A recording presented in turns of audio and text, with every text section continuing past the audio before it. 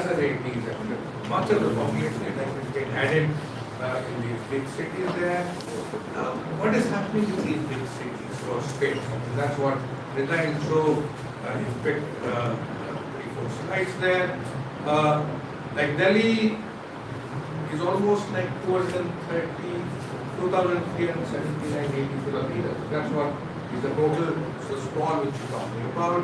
Over a period of time, how city is sprawling. And that is the map there.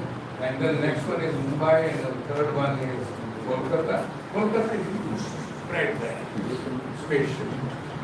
Then below is the densities there. These are estimated figures because we don't have sensors, therefore accurate numbers are not available. And Kolkata densities are 96 persons per hectare.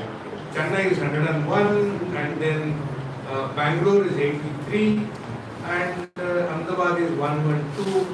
Okay, likewise, I think one is cities are becoming less dense. That's an important thing. Cities are sprawling. And Hyderabad again 76 persons per hectare.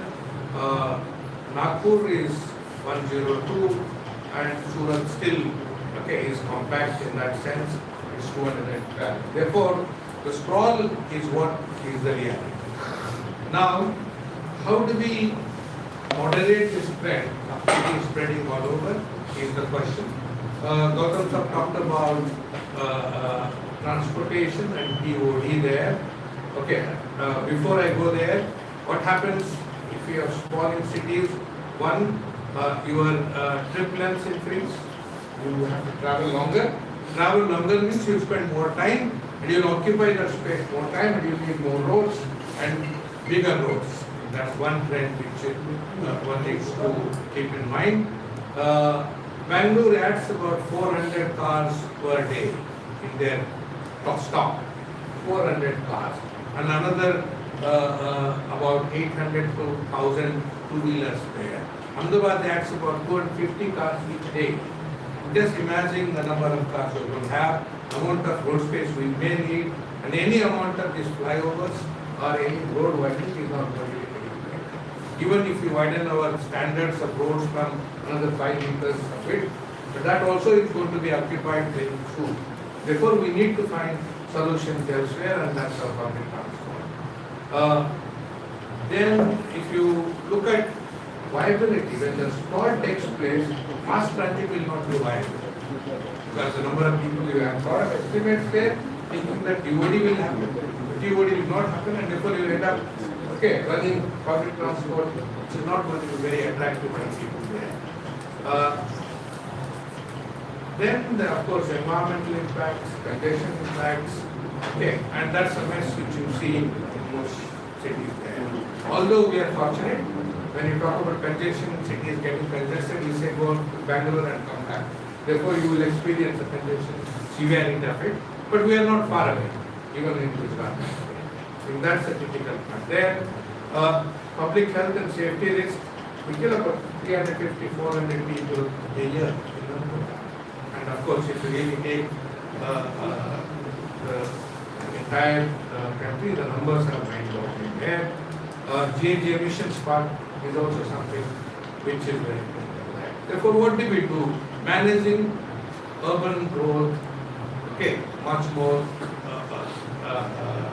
effectively. That is the key there. How do you manage it? Doctors have talked about Gujarat is better because we have a development plan, we have a top-down scheme. We also have redevelopment process through redevelopment policy and the local area plan. I think there is that whole scheme of things have been put in place. But what we don't have is a regional perspective. Urban is all about urban because its economy exists and it concentrates in what brings people to urban. But then we don't have a regional planning program. And in fact, at some point in time, we pushed industries outside the city. 10 kilometers away, 20 kilometers. All that Chengos are going to see there, or many of these things, they're not going to come inside the city, they're going to come outside.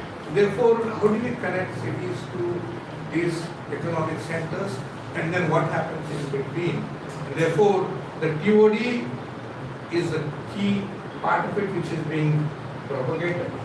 But then D without T has no meaning. Therefore, you need about 4,000 buses for this size class of the city. You need about 300 to 400 kilometers of rapid transit network. It could be BRT, it could be metro. And all of that has to come in the beginning. Then only you will be able to moderate the growth in certain directions. I think that is the key point there. Since I also see the time part of it, and I will not go through the full presentation. The point is, we do a land use plan as a development plan. In fact, what we fail to recognize is that it is not just a land use plan, it's a plan of plans. Number one, it needs to have a strategy for economy or economic development. Number two, it needs to have a key strategy for natural resources in terms of the management, how water, drainage, water, drainage, tea plantation, all of that, how is that going to be managed? And then the land use cannot be independent of transport, and therefore land use transport part of it there, historical, cultural resources, and then your infrastructure comes in where you talk about housing, industry, infrastructure, in terms of drainage, water, sewage, part of it there, a regulatory framework, implementation, monetary framework, all of that would have to happen in one plan. That is your land use plan. But then today we only focus on just the land use. That is the key gap which I see there. One is you don't have the hierarchical plans. Your industries or economic activities are happening outside. Your land use planning is happening inside. How do we bridge this without a regional plan? There is one for sure. There is an economic strategy which India Oil got done recently. But translating that into a spatial framework is yet to be done. Without that, the rest of the processes cannot really work well there. And therefore, the key is strengthening planning framework, urban planning framework, regional planning framework, and connecting them with all the dimensions of human habitat. I think that's what is the key there. And I think, sir, thank you. Well, experts here have covered most of the basic things. I run a small think tank called Innovative Thought Forum, in which we are asking questions which have not been asked. And I would like to obviously raise a couple of more questions. When we are talking about land for the country as a whole, we find around 60% being utilized for agriculture. We have around 325 million hectares of, I would say, we have about 3.28 million square kilometers. 32 crore hectares. Yes, so out of that, there are varying, obviously, estimates. According to the Government of India, in the year 2021, they said the total land belonging to all the urban centers, which are around 7,933, out of which 4,000 are within towns, all of them put together occupy 3.1% of the total land mass. That means 1 lakh square kilometers. So you got 1 lakh square kilometers used by all the urban areas versus look at the agriculture. And in agriculture, when you look at the total land, as I spoke about 1.8 million square kilometers, out of that 40 lakh, this is 80 lakh, around, 40 lakhs is something that is land fallow or unutilized. Within agriculture, there are a lot of things that are happening which can boost up the productivity. So question is whether we will be requiring that kind of an agricultural land. Can it be put to some other use? And within the urban area, we are constrained. We are saying that we need to manage probably 40% population with 3% of the total land mass. There are various things that are happening which need to be factored in the future. Let me not talk only about two. Within the energy sector in the last 5 years, there has been dramatic change. Now we are seeing renewables occupying 50% of the total installed capacity. Going in the future, there is going to be 90% preponderance of the renewables. The fossils will be there, but to the tune of 10 or 20%. So when we are talking about renewables, one of the things that we have to understand that renewable by nature is modular. And since it is modular, it can be decentralized. So entire, say power generation can move from I would say, large plants to decentralize local plants. Microgrids is a reality. The new data centers that are coming up all over the world are than water that is drawn from the ground and supplied than water that is drawn from the ground and supplied within Gujarat. Narmada Nigam Limited here is supplying water at 50 rupees to 60 rupees a cubic meter. But you take sewage of Ahmedabad, treat it to the fourth degree, treat it and make it suitable for the industrial use, it is costing 30 rupees a cubic meter. So entire maybe game changes when you start thinking in terms of treating sewage and reusing it for a number of purposes. That also means that we have to think about densified urban development versus decentralized urban development. Sometimes we will find that densification is beneficial because all the infrastructural costs are going to be coming down. Water supply, we talk about power supply, we talk about sewage treatment, and then we have to plug that in with the third factor that is being thought about, which is sustainable cities. All Niti Aayog wants cities to be healthy. So when you want cities to be healthy, you want let me maybe flag say something to you to understand that the so-called housing shortage is, as a matter of fact, something around 2 crore houses. In the whole country, 2 crore houses are possibly short. And when you look at an FSI of 2 on 1 hectare, 10,000 square meters, that means 20,000 square meters, a house of 50 square meters will mean that in 1 hectare you can make 400 houses. 50 square meters. And the FSI of 2, we are not talking about FSI of 4 or 8. So when you look at 2 crore and you think that you can build 400 houses on 1 hectare, which are of very healthy and a good quality, then you are talking about 400 houses per hectare. And 2 crore houses can be built, believe me or not, in only 50,000 hectares all over the country.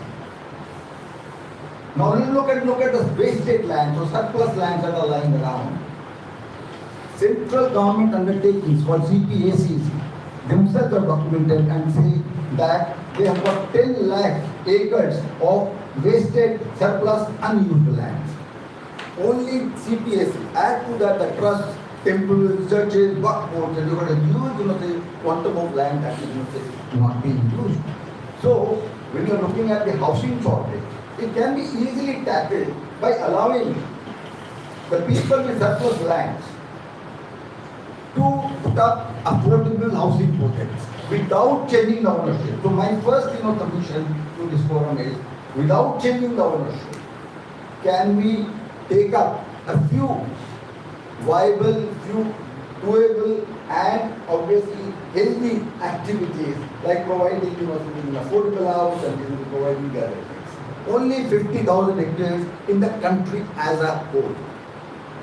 When we are talking about food printing, it is essential that we look at different activities that we are doing. When we are looking at agriculture, for example, our productivity in wheat and rice is low. In horticulture, maybe it's still good. But when you look at that, I guess it will help us in understanding as to how much land we will require when we have multi-cropping, when we have, for example, the better technologies, when we have better water, etc., etc., etc. We think that we will be able to feed ourselves very, very well within the total land mass or within the reduced land mass. And that will mean that in urbanization, we can plan in a manner that we don't face the consumption and we don't face the kind of difficulty that we are facing today. This is doable. With the energy and other things, as I said, it is not going to be unsolved difficult. Second thing that I would like to say is that building construction infrastructure, that is today accounting for more than 15% of GDP. It is as big or probably bigger than the entire manufacturing. We have not done the food printing even for the manufacturing of outfits. This is also required to be done. For example, if you want to produce the cars, how much land do you require? If you are going to produce the XYZ textiles or electronics, how much land do you use? I will tell you that the figure is not going to be very big. So when we look at the land requirement for each of the major activities, it is going to be very easy.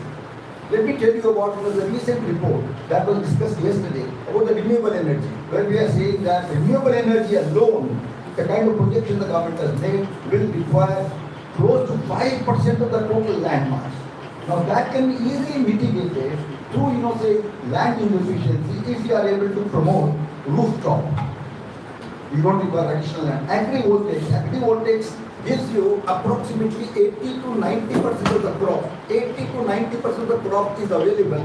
20% is lost, but then you compensate it by way of energy production. And obviously, when you have got energy production in the farms, you can have a whole lot of the value addition activities, which means that the complete processing of those things can be done. So there is a demand, there is a requirement of obviously looking at land that is needed for each of that. The last point that I would like to make is that we have got Energy Efficiency Bureau under the National Climate Change Program. Energy Efficiency Bureau was thought. Along with it, even Water Use Efficiency Bureau has been proposed, and I think it has been formed. But land, in my opinion, is equally important, and that's why I'm saying that we need to have a Land Use Efficiency Bureau. And I think from my side, ILBC or the other organizations at least can make a beginning, because when we put it on record, we will know as to how much we will be breathing, how much we will efficiently, what will be the wastage, what will be the impact on the economy. Just to finish, say, in Germany when 1970s, had that energy crisis, and they were completely importing all the energy. They thought of sitting down and looking at the way they could manage with less. And they looked at the overall energy required at that point of time for keeping themselves comfortable in the house. Like telling that about air conditioning. And then they sat down, and the entire team of experts and other people decided that in the following 25 years, they'll bring it down by 80%. Believe me or not, Germany achieved that in 20 years, and they brought down the consumption by as much as 90% for keeping the premises comfortable. So there are many things that we can do collectively, and we need to look at this. And I would like to once again say that there is today a dire need for sitting down, assessing the land footprint, assessing the land demand for each activity, and then creating a forum where land use efficiency kind of thoughts can be ventilated, piloted, propagated, and spread. And this can be done obviously with a collective effort. We can't expect only government to do it. All of us have to get together and get to it. Thank you.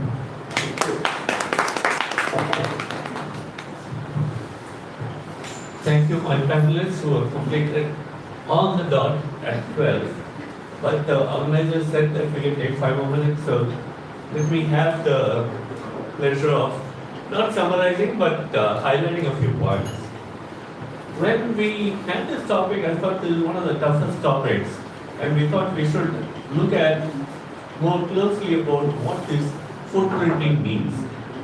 So today, I think after all these experts who have thrown light on these subjects, you could see that there are layers and layers of issues that are apparent in order to understand even what the land footprint. Obvious that we need to call out what are the determinants and what are the correlates of this whole story.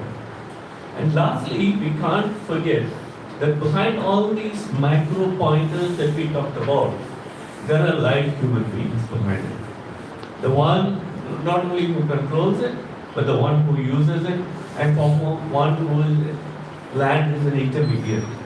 If that is the case, it is important that we have to balance this from the very perspective of inclusivity. And therefore, I think each one of them have covered different aspects of it.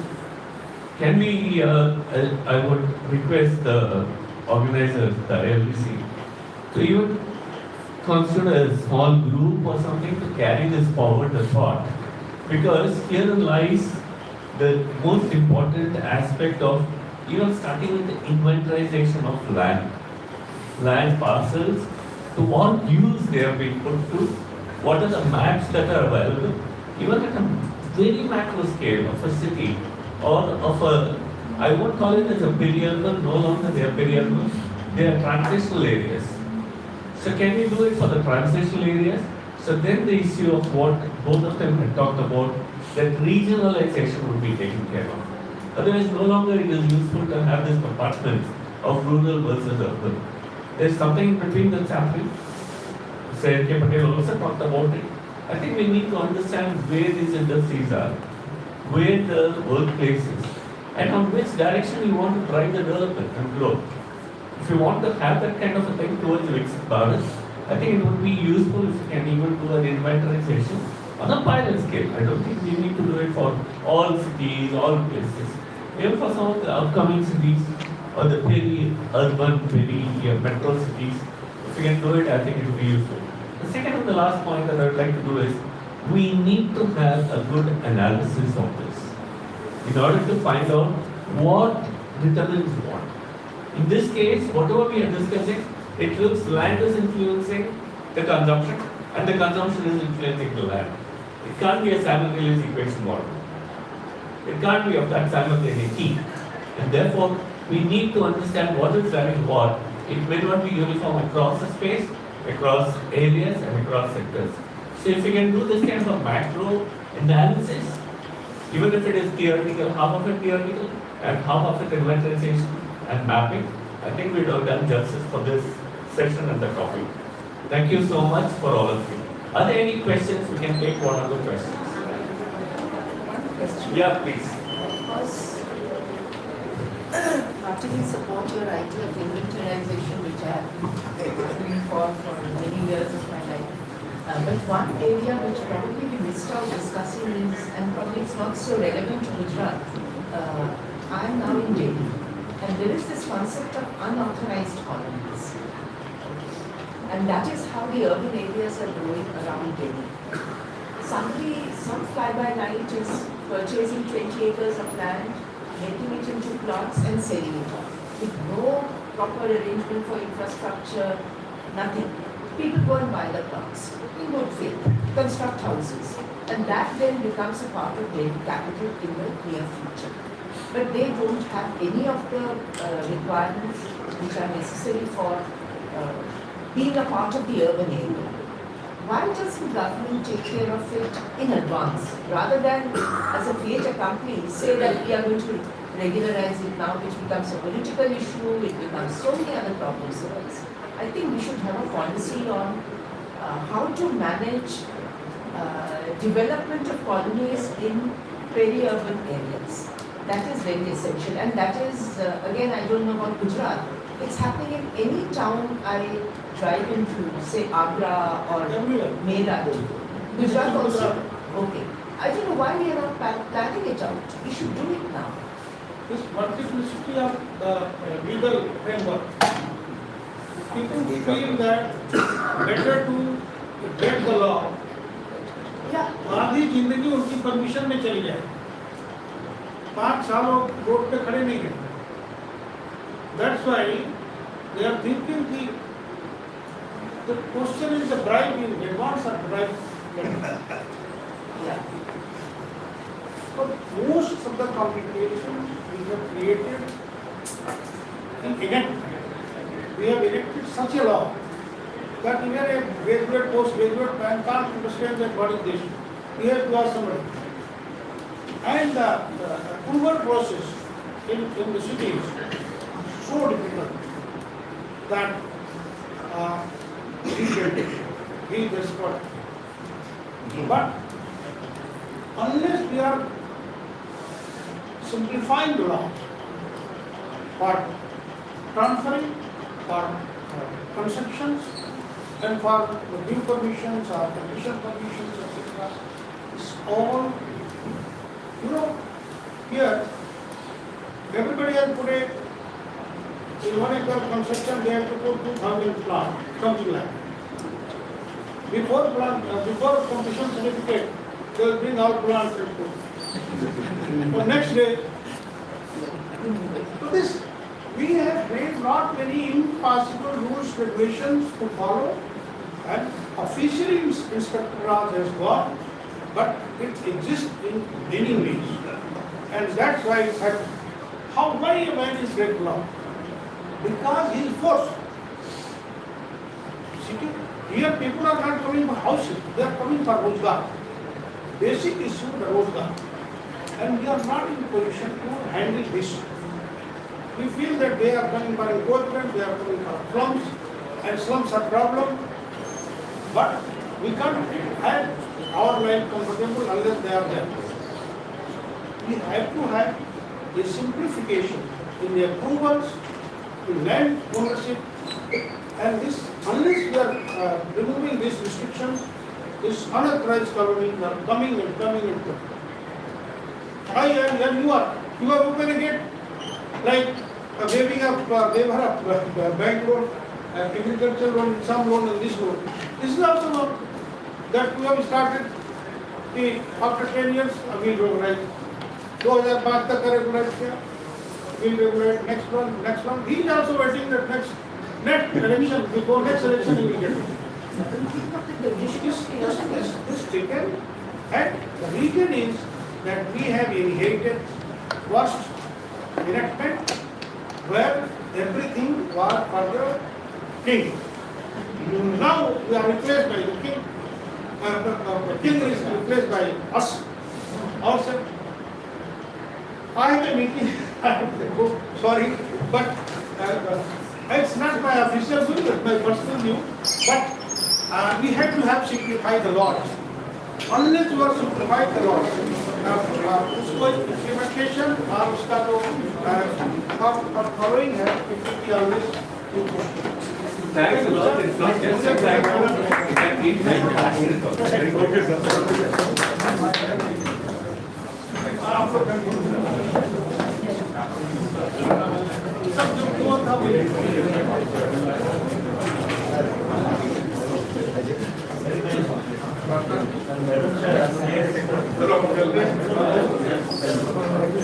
चलते हैं बस